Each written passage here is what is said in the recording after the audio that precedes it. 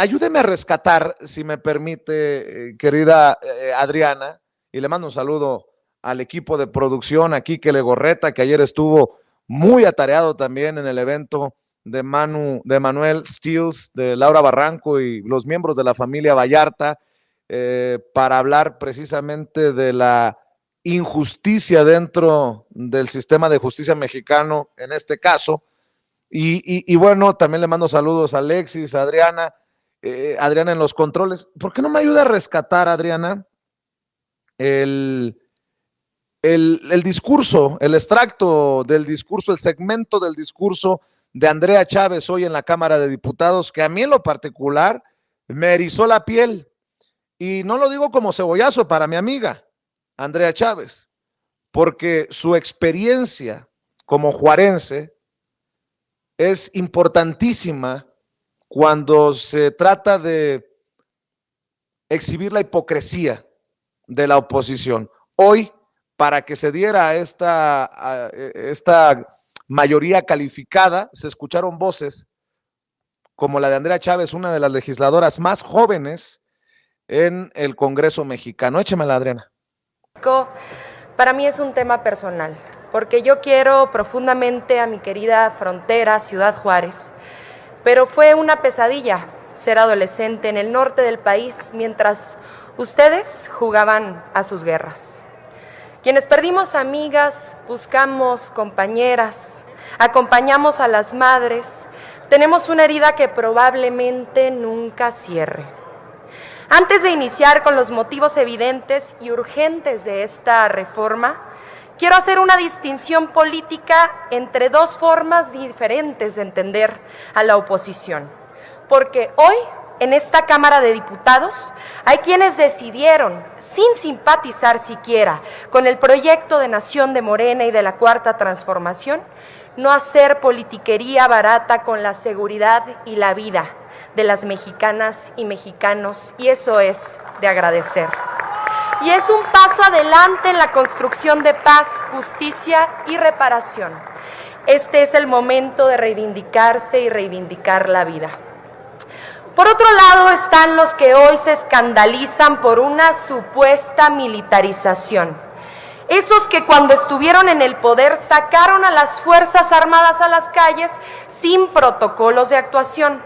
Esos que a pesar de haber gobernado, haber fracasado y malvender la tranquilidad y la paz de nuestras familias, todavía se atreven a oponerse a una manera diferente de entender la seguridad desde la justicia social. Esos que sin pudor militarizaron al crimen organizado, y sí, escúchenlo bien, militarizaron al crimen organizado proporcionándoles armas de uso exclusivo del ejército a través de la operación Rápido y Furioso, que inundó de balas y muertes al país con autorización de ustedes, cuando estaban fraudulentamente al frente del gobierno federal. Sí se le... Me hubiera encantado ver la cara de Margarita Zavala o de Mariana Gómez del Campo con este discurso, escuchando este discurso de Andrea Chávez, a quien saludo con mucho gusto. Querida Andrea, qué bárbaro, ya levántame el veto, el látigo de tu desprecio, ya, por favor, diputada, te mando un abrazo. El abrazo es para ti, Vicente, para tu audiencia preciosa de Sin Censura. No había tenido ocasión de saludarte así, aunque sea de manera virtual, pero en tiempo real, y de felicitarte por el premio que acabas de recibir. Sabes que te queremos con el alma, con el corazón, agradecida siempre por la generosidad de tu espacio. Sabes que hemos tenido una agenda brutalmente robusta, pero tú eres siempre prioridad porque siempre lo fuimos para ti cuando no éramos nadie. Gracias, Vicente.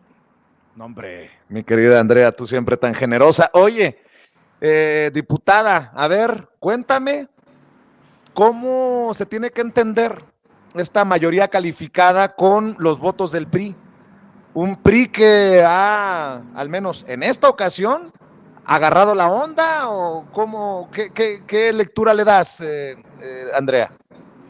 Mira, yo tengo mis interpretaciones. Yo no he conversado de manera directa con ningún integrante del grupo parlamentario del PRI, pero lo que te puedo decir, partiendo de una reflexión que pretende ser integral y considerar todos los elementos que han estado encima de la mesa, es que creo, y de verdad lo creo de todo corazón, que el grupo parlamentario del PRI en la Cámara de Diputados, esperemos ver lo mismo en el Senado de la República la semana entrante, ha entendido que necesita entrar en un proceso de reivindicación de cara al pueblo de México. Se dieron cuenta que el propio pueblo de México les cobró factura por votar en contra de la reforma eléctrica para bajar los precios de la luz, garantizar la soberanía nacional y proteger el litio, un mineral estratégico, y pues están viendo que se avecinan 2 procesos electorales muy importantes: la renovación de las gubernaturas del Estado de México y de Coahuila, unos de los últimos bastiones que les quedan y según todas las encuestas también perderían. Entonces yo creo que han iniciado en este proceso de reivindicación justamente en uno de los temas más delicados, siento yo, para el pueblo de México, y es por supuesto el tema de la seguridad. Una, porque tenemos memoria y recordamos lo que vivimos en la guerra contra el narco en estados como Tamaulipas, Michoacán, Baja California, Chihuahua, o quienes aún habitan en estados como Jalisco, Guanajuato, también Tamaulipas. ¿Por qué digo aún? Lamentablemente el rompimiento del tejido social se origina y se origina en la profundización, o sea, la profundización se origina justamente con la salida del ejército mexicano hacia las calles. Hay que reconocerlo, hay que ser responsables en el análisis. ¿Pero por qué fue así? Porque Felipe Calderón, cuando declara la absurda y falsa guerra contra el narco, lo saca a las calles sin protocolos de actuación, sin marco regulatorio de respeto irrestricto a los derechos humanos, sin capacitación en materia de detenciones legales.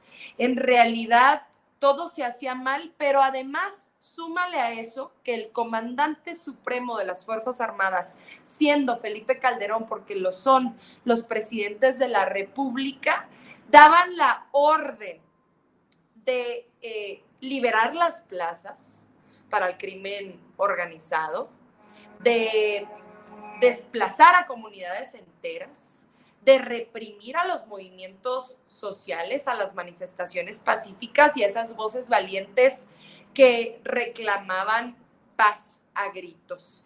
¿Y por qué digo yo algo así? Bueno, pues ahí está Genaro García Luna, ya lo saben ustedes, ex titular de la Secretaría de Seguridad Pública, preso en Estados Unidos por narcotraficante; Luis Cárdenas Palomino, preso en México por torturador; Facundo Rosas, Pequeño García, Eusebio Millán, Iván Reyes Arzate, mejor conocido en ese sexenio como el zar antidrogas, un narcotraficante confeso que también se encuentra, por cierto, en Estados Unidos. Entonces, ¿qué pasa?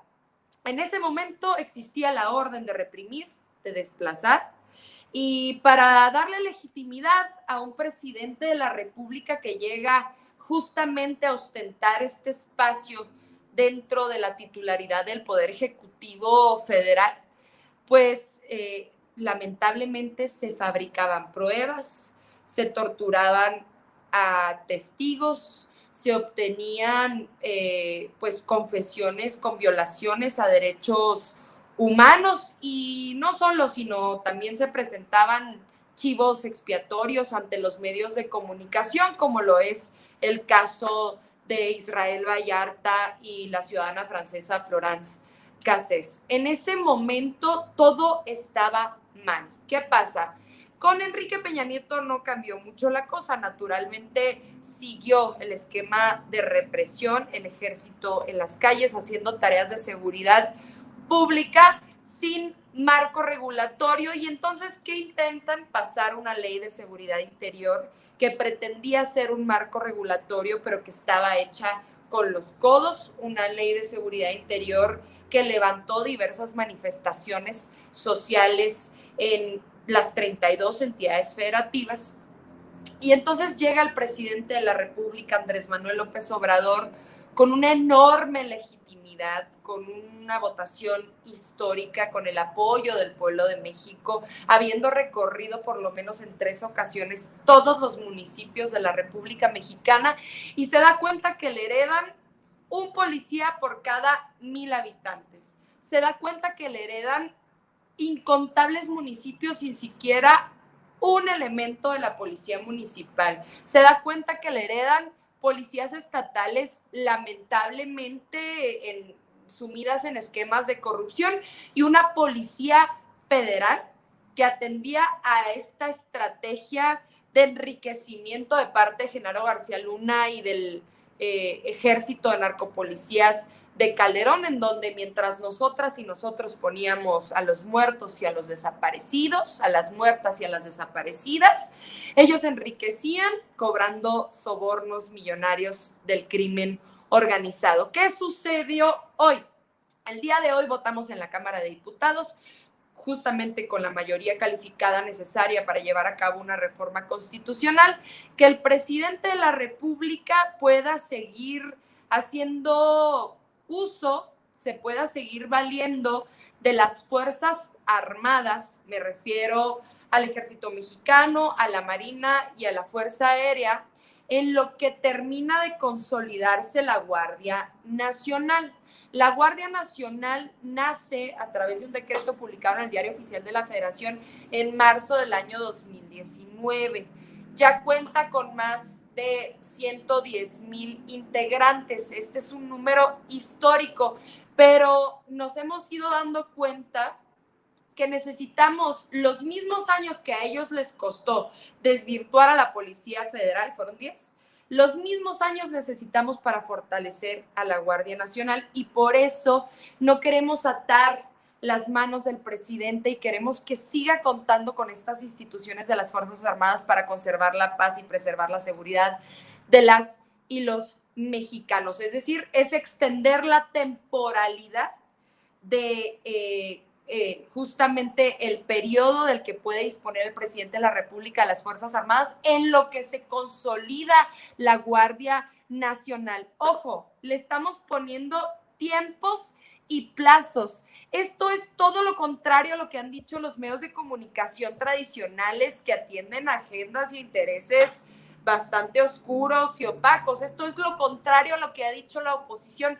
Este es el inicio del proceso de desmilitarización, de regreso del Ejército Nacional a los cuarteles para que ya no sea necesaria su intervención, porque vamos a contar con un cuerpo como el de la Guardia Nacional para cuidarnos a todas y todos. Entre tanto, nos vamos a valer de las Fuerzas Armadas, que, por cierto, y se lo recordé en mi discurso, gozan de mayor credibilidad y de confianza de parte del pueblo de México que todos esos partidos de oposición juntos. Mi querida Andrea, uno de tus mejores discursos, ¿no? Fíjate que como juarense, tú lo sabes, Vicente, y yo siempre lo recuerdo en todos los espacios en los que tú nos has invitado, en los medios de comunicación, en los que tenemos un cachito de tiempo para poder hablar de nuestra actividad como diputadas o diputados federales. Yo provengo de una tierra que fue justamente bastante abatida por la guerra contra el narco, y me refiero a Ciudad Juárez, que estuvo en el ranking internacional posicionada como la ciudad más peligrosa del mundo, y a mí me toca justamente vivir buena parte de mi niñez y buena parte de mi adolescencia en esa época. Compartí por primera vez hacia lo público muchas de las anécdotas que pues lamentablemente cargamos en la memoria, en la conciencia, que traemos cicatrices profundas. Y yo les decía, es que yo, a diferencia de ustedes, cuando se habla de violencia, yo no imagino ni teorizo. Yo recuerdo, porque vivimos cosas particularmente fuertes en Ciudad Juárez, no solo una servidora, sino cientos de miles de otros y otras habitantes en Ciudad Juárez, en Ciudad Reynosa, en Ciudad Victoria, en En Tijuana, en Michoacán. Se vale llorar, ¿eh? Te veo con el nudo en la garganta. Siempre. Te siento, te percibo. Lo que pasa, Vicente, es que es inevitable que te duela cuando lo viviste, ¿no? O sea, yo creo que cuando tú veías un panista subirse a tribuna, te dabas cuenta que no partían del dolor, que no partían de la honestidad, que no eran transparentes, que iban a derrochar una sarta de mentiras, que iban a implementar nuevamente su estrategia de desinformación, de descontextualización, de malversación de los datos que son oficiales, que son públicos. Y entonces yo intenté dentro de esos 15 minutos, jamás había yo dado un discurso de 15 minutos en la Cámara de Diputados, solemos tener casi siempre 5 minutos y yo le agradezco la confianza a mi grupo parlamentario por haberme brindado la posibilidad de dar el posicionamiento en esa reforma constitucional.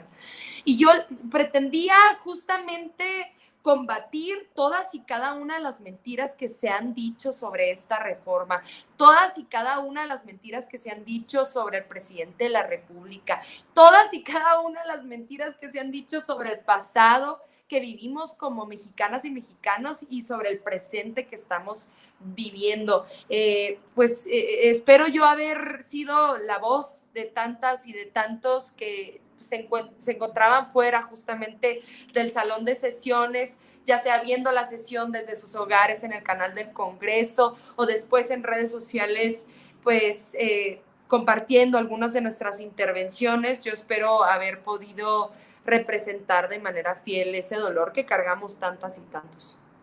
Querida Andrea, no te abrumo, pero sí quiero cerrar con este tema que también es muy importante.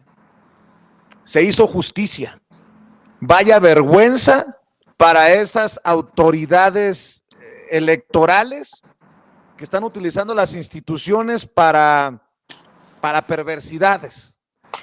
Lo dije siempre, se están ensañando contra Andrea Chávez porque ha sido reconocida hasta por el presidente en este pase de estafeta generacional de la política mexicana, y les da miedo cuando ven a una Andrea Chávez crecer. El Tribunal Electoral del Poder Judicial de la Federación ha reconocido que no se cometió violencia de género. La Sala Superior determinó retirar la sanción por violencia política de género en contra de la diputada Andrea Chávez Treviño al no corroborar el presunto daño encontrado por la Sala Regional en primera instancia. El proyecto del magistrado Indalfer Infante González señaló que las publicaciones en redes sociales de la legisladora no son evidencia suficiente de un supuesto linchamiento mediático contra la artista plástica Gabriela Sodi, representante del PRD. Y leo con emoción tu tuit, Andrea, dices: la Sala Superior del Tribunal Electoral del Poder Judicial de la Federación acaba de reconocer lo obvio. Exacto, reconocer lo obvio. No hay violencia o mentira en el tuit original por el que la querían inhabilitar. Quienes usaron nuestras conquistas como mujeres para violentarme políticamente hoy pasan vergüenza. Gracias de corazón a quienes se solidarizaron. Tus impresiones, Andrea, ante esto. Ya leía a Abraham Mendieta, pues literalmente decirle sus verdades también a los miembros del tribunal. Qué vergüenza que hayan llegado a esta instancia para reconocer precisamente lo obvio, diputada. Y comentarte lo más bonito antes de iniciar con el análisis es que no solamente se revocó la sentencia que de manera injusta me intentaba privar de mis derechos político-electorales, que intentaba truncar mi carrera, que intentaba callar mi voz, que intentaba darme miedo, que intentaba infundirme terror y para que yo llegara a este nuevo periodo legislativo pasita, tranquilita contra los grupos parlamentarios de oposición, sino que también se revoca de manera lisa y llana la sentencia injusta en contra de 15 otros y otras usuarias de redes sociales que comentaron justamente este tuit del que estamos hablando y a los que se les había impuesto sanciones económicas altísimas que iban de entre los 1,500 hasta los 4,500 pesos. Es decir, no solamente se hace justicia hacia una servidora, sino también hacia estas y estos 15 usuarios que también fueron perseguidos y censurados por la Sala Regional Especializada. Comentarles rápidamente ¿de qué estamos hablando? En noviembre del año pasado se llevó a cabo la comparecencia de la secretaria de Cultura, Alejandra Frausto, ante la Cámara de Diputados, y fue allí donde la diputada Gabriela Sodi, haciendo uso del posicionamiento del PRD, dijo que el Fondo de Cultura Económica, que es la casa editorial mexicana, no debía dedicarse a fomentar la lectura, aunque usted no lo crea. ¿Y qué hice yo? Ustedes saben que soy una convencida del poder de las redes sociales para informarles, para acercarnos con todas y con todos ustedes. Pues publiqué una diputada federal del PRD, cuyo nombre nunca menciono porque ni lo sabía, la verdad. Una diputada federal del PRD acaba de decir en la comparecencia de la secretaria de Cultura que el Fondo de Cultura Económica no debe dedicarse a fomentar la lectura, aunque usted no lo crea. Y eso, para la Sala Regional Especializada, era violencia política de género y ameritaba inhabilitarme como candidata en 2024.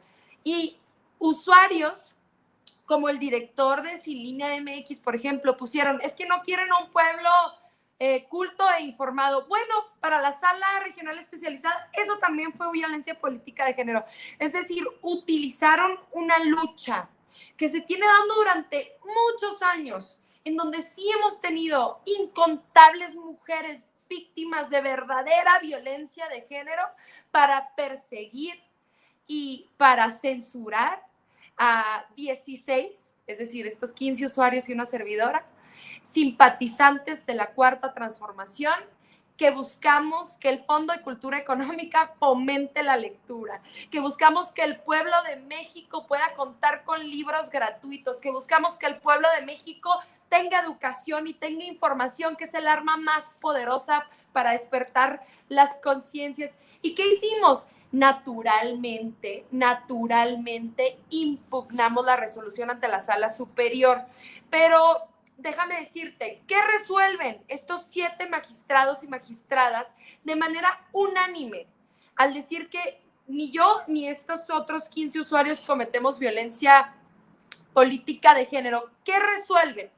Pues que se atentaron, se atentó en contra de 3 derechos fundamentales: la libertad de expresión, la inviolabilidad parlamentaria, en mi caso, y además un tercer asunto, el derecho que tiene el pueblo de México de acceder a la información y de saber qué está sucediendo al interior del salón de sesiones y de las comisiones de la Cámara de Diputados. Eso es lo más importante. Y además resuelve, ojo, que los magistrados de la Sala Regional, y permíteme compartir sus nombres, Vicente, Gabriela Villafuerte Coello y Rubén Jesús Lara Patrón, actuaron de manera ilegal, porque fueron esos 2 magistrados los que revirtieron el sentido de la ponencia original, que me absolvía de toda culpa, y además a las 15 cuentas que había yo comentado, entre los que se encuentran Mario Eric Gutiérrez Robles, Ana María Vázquez, Mario Bravo, que me acompañaron hoy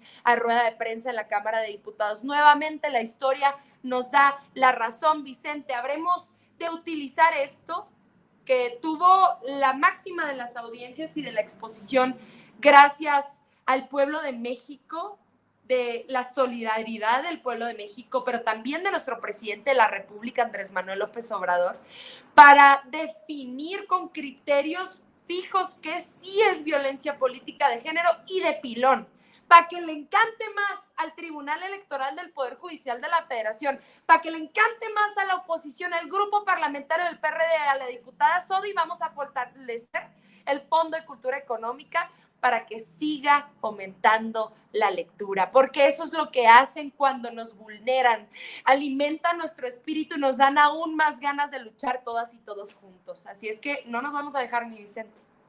Mi querida Andrea, por eso te quiero, te admiro, te respeto, porque eres una mujer echada para adelante, de pantalones, y yo nada más cierro con qué bueno que se hizo justicia. no se merecían esta injusticia, ni tú, ni Eric, ni Ana María, compañeros de Trincheras Independientes, a quienes también les mando un abrazo y adelante, ni para agarrar, no, para atrás ni para agarrar impulso, Andrea. Vamos a seguir echándole trancazos y aquí siempre en Sin Censura tienes un espacio porque esta es también tu casa y diputada, cada vez te veo más sólida y eso los tiene haciendo chile con la cola. Los traes asustados, querida Andrea. ¿Qué le dices a la gente que nos está viendo para cerrar? Quiero decirles que les agradezco todo el apoyo brindado. Hemos hecho buen trabajo, pero porque legislamos obedeciendo el mandato constitucional que nos obliga a representarlas y representarlos a ustedes. Ese es el trabajo de un diputado federal, representar al pueblo de México en la generación de marcos normativos que permitan la democratización de las instituciones, el fortalecimiento de la seguridad, las posibilidades para acceder justamente a derechos. Eso es lo más importante, como el derecho a la educación, como el derecho a la salud. Seguiremos en esa tarea, Vicente, haciendo política sin apellido, sin padrino, sin compadre, con puro corazón para la gente, y créanme que no vamos a bajar la guardia, mi Vicente. Mucho te agradezco la solidaridad de siempre que nos has dado aquí en Sin Censura. Creo que hablo en nombre de todas y de todos, particularmente en nombre de Abraham Mendieta y una servidora. Te mandamos todo nuestro reconocimiento, nos llena el corazón, de verdad, saberte galardonado, bien merecido, y en nombre de justamente los que no nacimos en cuna de oro, pero tenemos pura nobleza y tenemos muchas ganas de transformar a este país. Hay que seguir haciendo equipo. Muchas gracias, Vicente. Te mando un abrazote, me saludas al señor de la casa. De tu parte. Un beso. Cuídate, la diputada Adiós. Andrea Chávez. La diputada Andrea Chávez hablando con nosotros Sin Censura. Amigos, amigas, regresamos en breve. Pero mientras seguimos hablando sin pelos en la lengua, sin censura, usted puede suscribirse a nuestros 3 principales canales en YouTube. Sin Censura Media, en donde tenemos más de 1,600,000 suscriptores. Sin Censura TV, en donde tenemos más de 1 millón de suscriptores. Y en Sin Censura Presenta, en donde queremos llegar muy pronto a los 100,000 suscriptores. Si usted ya está inscrito en Sin Censura Media, suscríbase en Sin Censura TV. Si ya está suscrito en Sin Censura TV y Sin Censura Media, suscríbase a Sin Censura Presenta. Recuerde que es gratis, no tiene que sacar un solo centavo de su bolsillo para apoyarnos. Dele clic en la campanita para que los señores y señoras de YouTube envíen las notificaciones cuando estemos transmitiendo en vivo y en directo o estemos subiendo videos. También nos puede seguir en Twitter en @_Vicente Serrano y hasta en Instagram. Ojo, también estamos en Instagram. Son nuestras redes sociales y con el apoyo de ustedes seguimos creciendo, porque con ustedes todo, sin ustedes nada.